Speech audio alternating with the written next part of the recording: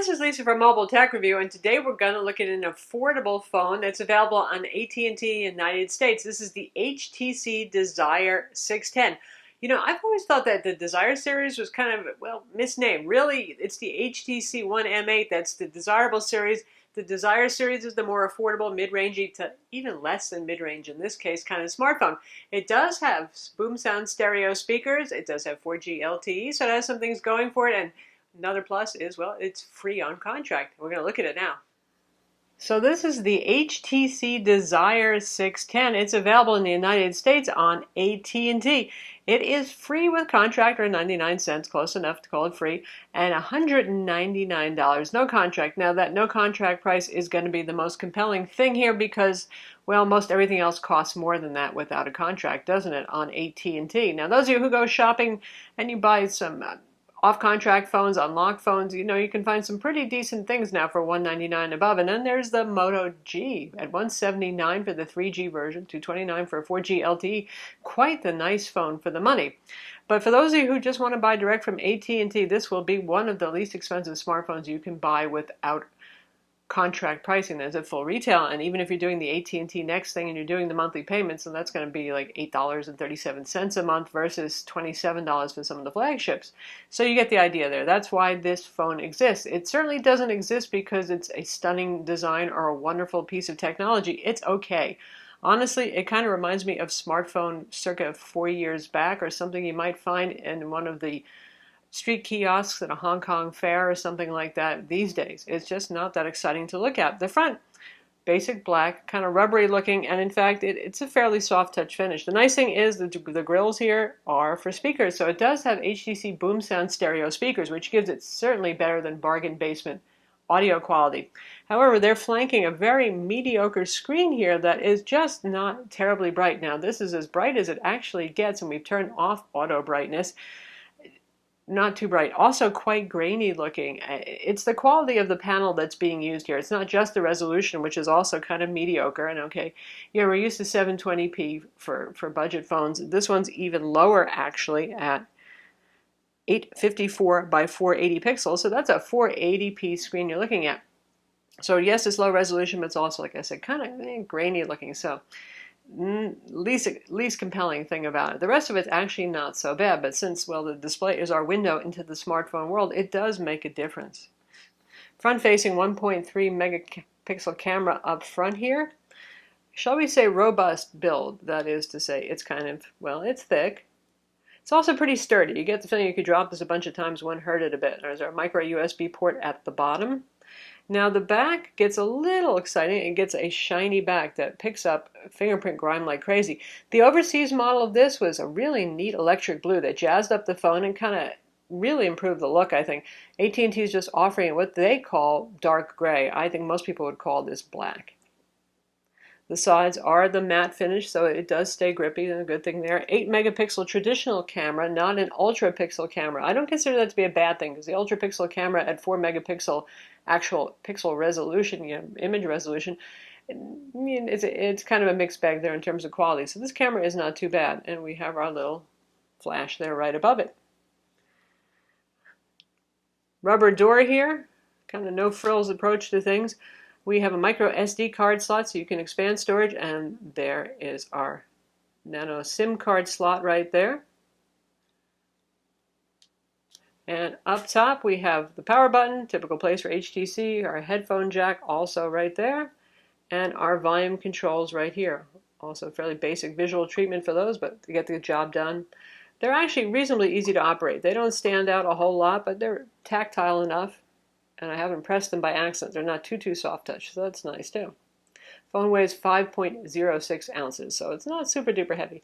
It's not real small given the display size, which is 4.7 inches.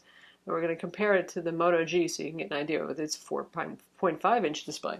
So here's the Moto G, which has a much sharper, much nicer looking 720p display at 4.5 inches. You can see the size difference. As always, HTC's boom sound stereo speakers, well, they increase the height of the device quite a lot. And the Moto G is also a more styling phone too, and you can get different back colors for it. So kind of nice looking piece, kind of dull looking piece. So that hurts. Of course, Moto G you won't find it at your AT&T store. You can go to Motorola's website and buy it. Again, that's $179 for 3G or 229 with 4G LTE, just so you know your options.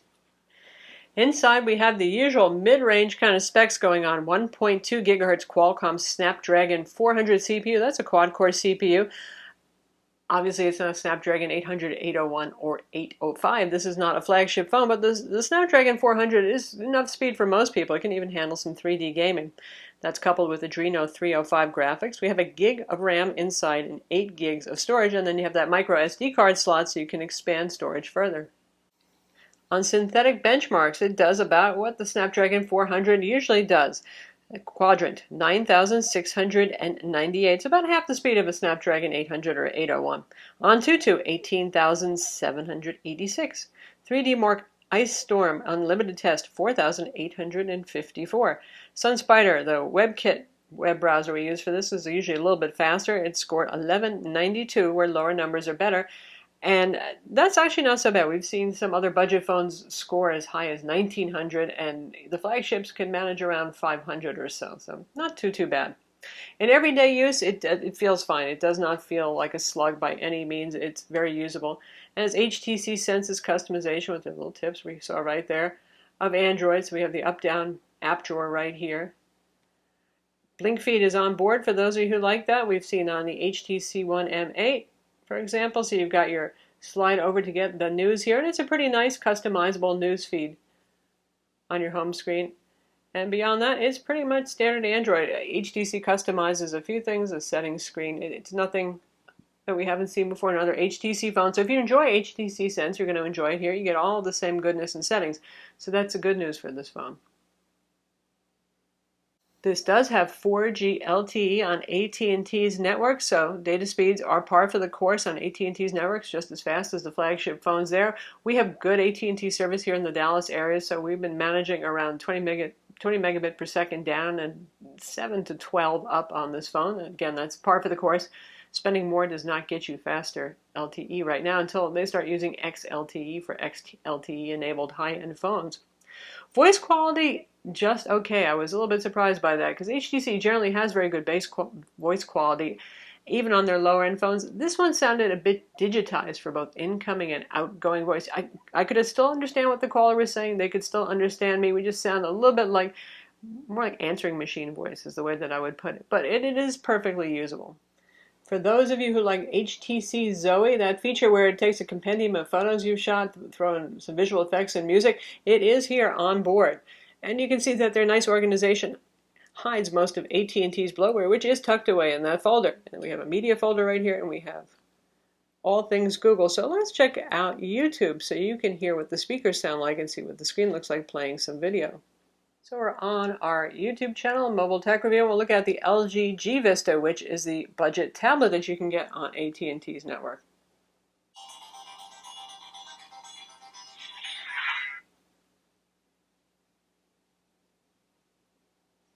This is Lisa from Mobile Tech Review, and today we're looking at the LG G Vista. Did they have to put the G in there? Really? It's a little hard to say that way. Anyway, this is an Android smartphone called a phablet, 5.7-inch display. It's available on Verizon Wireless now. It's also going to be coming to AT&T, and it's kind of the affordable phablet family. It really has mid-range spec.